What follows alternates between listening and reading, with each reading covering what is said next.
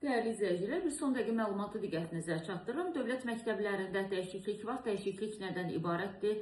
Sizə qeyd edeyim.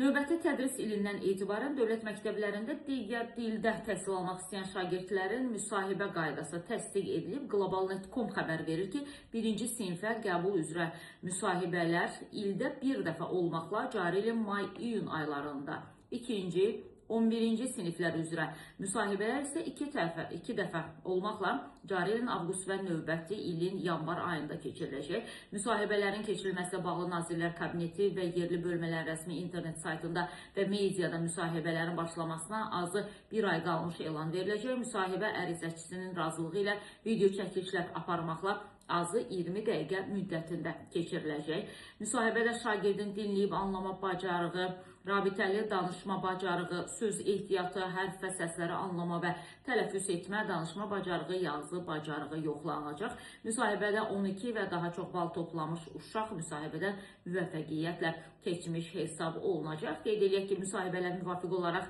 Naxçıvan Muxtar Respublikasının Təhsil Nazirliyi və ya Azərbaycan Respublikasının Elm və Təhsil Nazirliyi yanında məktəbə qədər və ümumi təhsil üzrə Dövlət Agentliyinin yerli bölmələri tərəfindən həyata keçirilir.